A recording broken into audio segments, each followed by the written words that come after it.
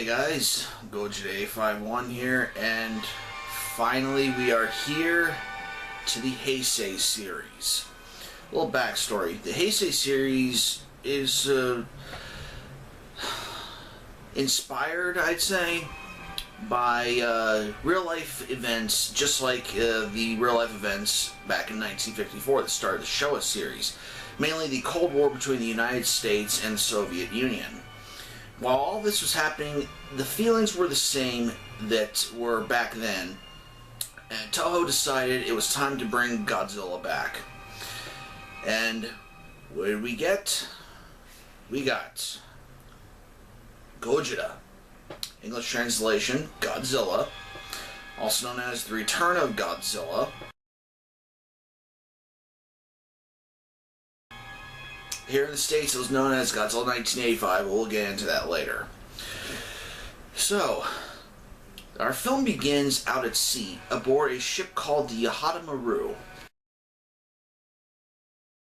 where this massive storm is kicking up, knocking this ship around, and they start going towards this small island. There's lightning around, waves are crashing. All of a sudden, the island begins to move, and it starts to stand as everyone on board the ship starts to freak out, and then we cut to white. Cut to a little, probably meant the next day, a day or two later, whatever. The ship's been missing, and a small sailing boat piloted by this guy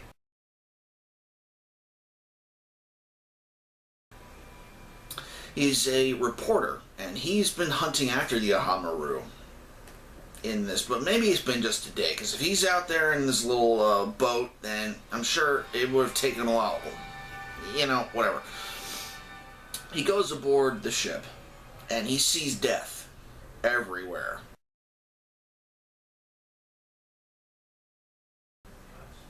Okay. He finds one of the crew members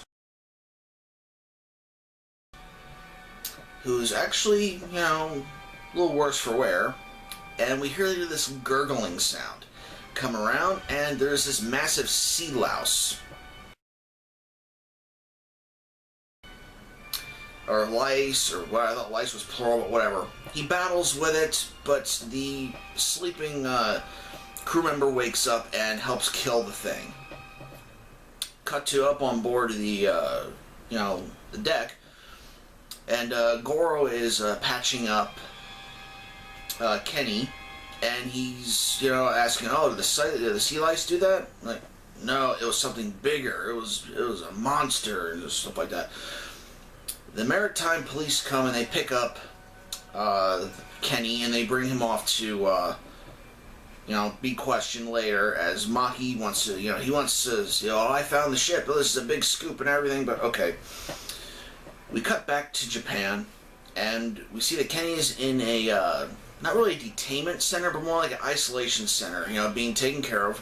We meet Professor Hayashida. The professor starts showing him some pictures, and what are the pictures? Godzilla. And Kenny says, yes, that is what attacked the ship. So, Goro wants to print the story, but the editor says, no, according to the maritime police, the ship is still missing and no one has been found. Okay, big reason, because of Godzilla. So, okay. So, for some reason, they let the editor know that Professor Hayashida knows something about Godzilla, so they send Maki to go talk to him, and he sees this girl.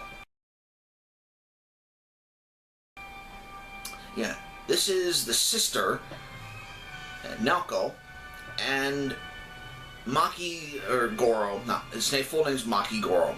He spills the beans and says, "Oh, your brother's being held here because of reasons." Being cheeky, she goes to go and see her brother, Maki following her with a camera crew and taking pictures, so yeah, being bad, I guess. And as all this is going on, we cut under the ocean, under the sea. and we see this Russian sub, nuclear sub, is doing drills off the coast of Japan.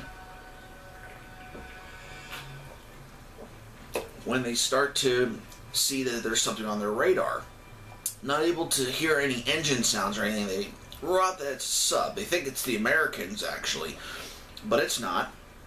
And like, oh, maybe it's a whale. No, whales don't set off the sonar. And it starts approaching them faster. So they fire some torpedoes, trying to kill whatever's approaching them. The torpedoes hit, nothing happens. Actually, this object is picking up speed. And things start to seem very, very bad as the music swells and the submarine starts to be torn apart, water rushing in. Cut to outside the sub, we see a very familiar scene. The charcoal gray skin, and then the submarine explodes. Then we cut to back to Japan, and the sub is down. And the Prime Minister at this time hears about this, and they get some sonar pictures from the sub, seeing that, yeah, it was Godzilla. So the Prime Minister's like, lift the blackout, let everyone know that it's Godzilla. So everyone's finding out about this. There's panic, newspapers are rolling, when we actually cut to a nuclear power plant. And we hear this very faint groaning and massive footsteps. As the security guard goes outside to see what's going on, we see this.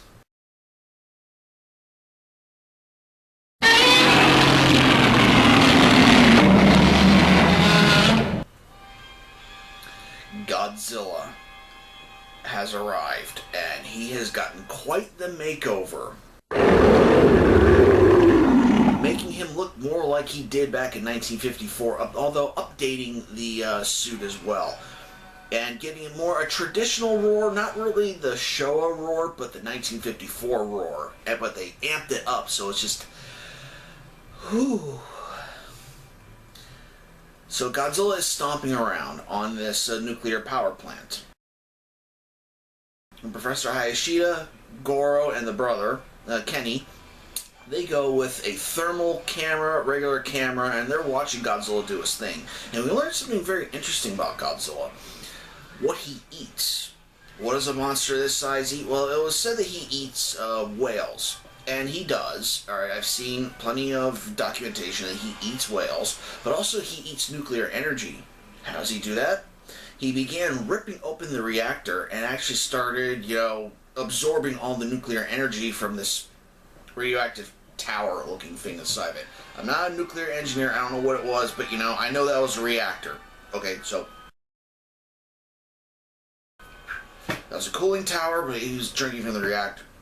Wow. Okay, sorry. Back on track. Godzilla's powering up. His dorsal plate's beginning to glow blue when he hears some birds and decides to leave.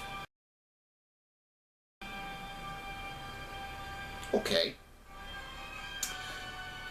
So the professor, Kenny, and Goro all theorize that, okay, it was the birds. So Professor Hayashida sends Kenny to go to Mount Mihara in Japan and to go meet up with a professor friend of his. And they test the volcano there, and it's kind of active. So they theorize that they could rig up a machine to where they can make the bird sound that's the same as where they could lure Godzilla back to this volcano and they could drop him into it, thus dealing with him.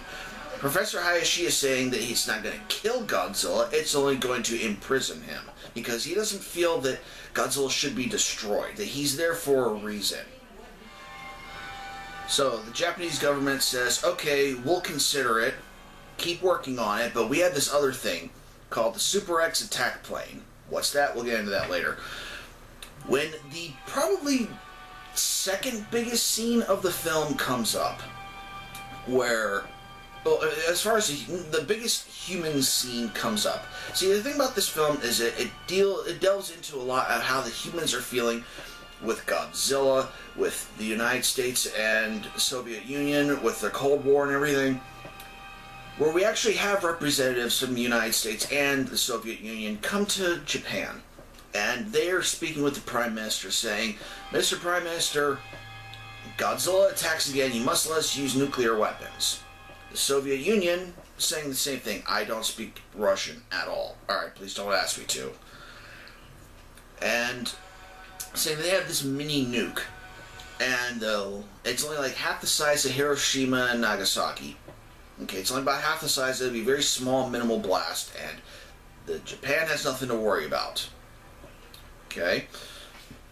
Problem is that they brought up Hiroshima and Nagasaki. Okay? A nightmare that's still very real there, like nightmares that the United States has, nightmares that any country has to deal with. You know, it will always play on their minds, okay? So, they're trying to talk the Prime Minister using nuclear weapons. The Prime Minister says he appreciates what they're saying, but they do not make, they don't use, they don't do anything with nuclear weapons. The U.S. is upset, the Russians are upset, but, you know, he's like, that's fine, I'll talk to your leaders later. So, like, okay, well, can't do anything. Cut to a harbor, and there's already a Russian ship in the harbor with a control device for a orbiting nuclear launch weapon. And apparently the U.S. has one as well. I'm not getting into that, okay. Okay, fine. Apparently there's this Antarctic Space Treaty or something, or I don't know what the exact thing is. It's a Geneva thing. You can't have orbiting weapons like that, apparently. But, you know, whatever, it's a movie, so, okay. Moves the plot along. So, you know, the Japanese are out looking for Godzilla when Godzilla finally returns. We have this epic showdown between Godzilla and the Japanese military where he's just destroying these planes, and we get to see something very odd about Godzilla. He looks very different in various shots of this film.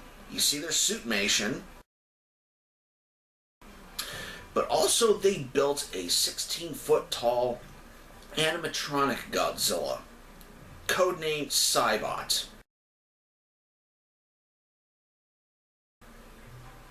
Okay, awesome scenes they have him in. It has a lot more articulation to him, you know, the face, the gums, the mouth, you know, the roaring, the tongue, the chest actually can breathe and stuff, the arms are, it's really cool. They've used a lot of really cool shots for this. Alright, Godzilla then going to Tokyo, and the military's firing, nothing's happening, and Godzilla then does this. Yeah, returning Godzilla to his destructive side, his complete heel side, his complete villain side, and it's pretty awesome. The Russian ship, though, is, you know, knocked around, and it's set to fire the missile. The captain of the vessel is trying to get to the launch and stop it, but he dies. So, the countdown is going, as Godzilla is stomping through Tokyo, destroying all that's in his path. And when they bring out laser tanks, they bring out, you know, other means to try and stop him, Godzilla is just unstoppable. When Professor Hayashida and crew figure out that the bird calling thing will work, Godzilla's still stomping around. Kenny comes with a helicopter. He's able to get Professor Hayashida out of there, but he can't get the other two, so they're stuck in the city while the other two, they move towards Mount Mihara. As things are looking their gravest, this thing comes. The Super X attack plane. It looks like a giant flying razor. I don't care. That thing's awesome. Okay. It has special titanium alloy on it, so it can actually, you know, absorb, not really absorb, but withstand Godzilla's atomic breath. It has cadmium missiles. It has all these cool other weapons. And it enters battle with Godzilla, and this is a short fight, because they go in with a very big plan. They cause Godzilla to roar, and they fire cadmium missiles into Godzilla's mouth. Where cadmium? What's cadmium? Well, don't really know the exact terminology of it, but it absorbs nuclear energy, and they say this is pretty much poison to Godzilla. And it knocks out Godzilla, actually. But before he goes down, he's able to breathe fire once at the Super X. but it doesn't do anything. Godzilla actually being taken out of action for a bit.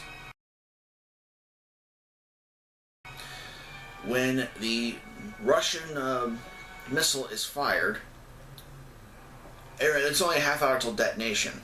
Everyone's freaking out. So, not strangely, but good thing, the Americans, they say that they'll shoot down the missile and hopefully take care of it. And no damage. So it's like, okay.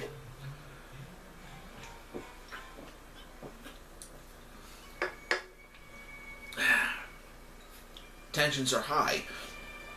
And the music is, having this very fast violin sounding, and bam. The explosion's out in the stratosphere. No destruction to Tokyo, so good. But the nuclear energy is still above Tokyo. When the energy starts to go away, lightning starts to happen, and it goes into Godzilla, because he pretty much acts like a giant lightning rod for radiation, and it brings Godzilla back to life. Godzilla stands, and he sees a bunch of people around, and actually begins stomping towards them, when he notices that the Super X is still there. Godzilla looks on as the Super X raises and is about to start his attack. Godzilla breathes fire, and these two enter battle once again. The Super X is very nimble and able to stay away from Godzilla's attacks. However, Godzilla finally does get off a very powerful attack, causing an interior explosion inside of the Super X. It landing, but, since this thing is hard to crack open, you expect Godzilla to go start stomping on it. But what does he do?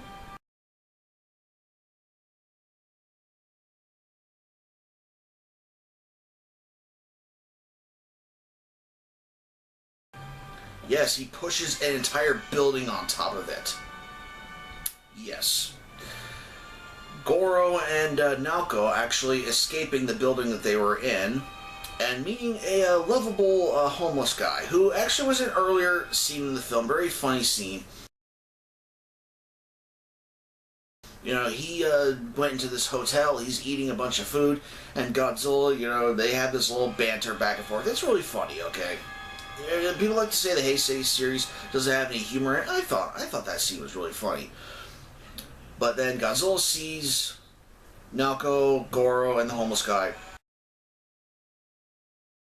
Starts going after them. Godzilla showing off a new ability. He actually roars really loud, causing the homeless guy's ears to rupture and pretty much die. Okay, maybe that wasn't funny, but, still shows a cool power. When Professor Hayashida finally gets his machine working, and it calls Godzilla to Mount Mihara. Godzilla goes to Mount Mihara, and he is standing at the crater as he hears this sound.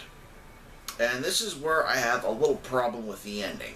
Yes, he's around the crater, but what's a crater? It's a circle. So you'd think that Godzilla would just go around it and see what the thing is, but that's not what happens. Godzilla actually begins to, sink into the crater because the ground is very soft. And Godzilla's standing on the ledge and roaring in anger when Professor Hayashida gives Kenny this detonator. They set it off and trigger a controlled eruption. Godzilla actually roaring in pain because of the lava and how hot it is. I can sympathize because where I work the air conditioning's broken, okay? Not lava hot, but hot. As the ground begins to break away from him some more, Godzilla then falls into the volcano. Thus, that is the end of Godzilla here. As people back in Japan are looking on different videos, you can see there's a sense of gratitude, but however, pain on their faces as well. Because, in a way, he was legend before. Now he's real. Born from nuclear conflict, all the bad things that happened, and they have to deal with him like he's a crazy animal now. It really tugs at the heartstrings, and as a kid, this was really hard to watch. However, Godzilla has been taken care of. The volcano is erupting, and the film ends, thus bringing an end to the return of Godzilla.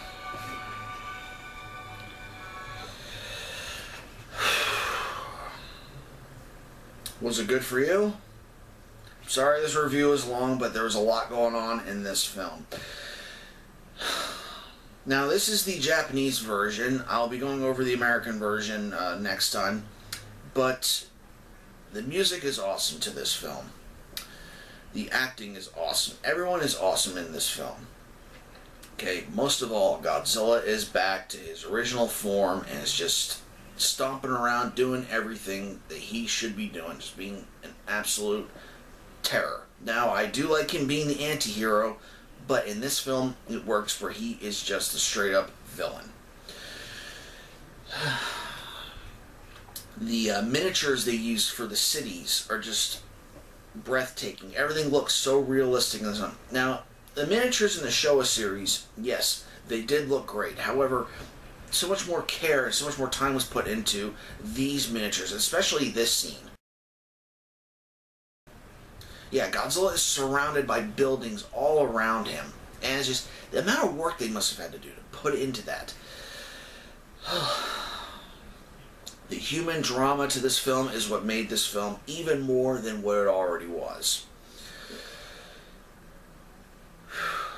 Godzilla 1984 / The Return of Godzilla, I give this film an S.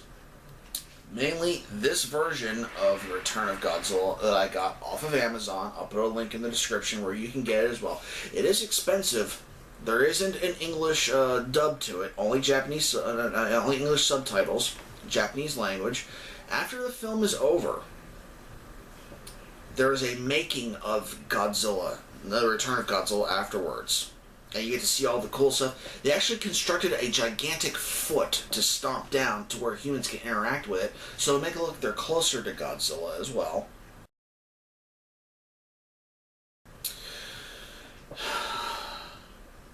Just original ideas. That doesn't have English subtitles either, but you know, it still works. Well, guys, that is the beginning of the Heisei series with The Return of Godzilla. Join me next time when I go over Godzilla 1985. Alright, y'all have a good night. See y'all later.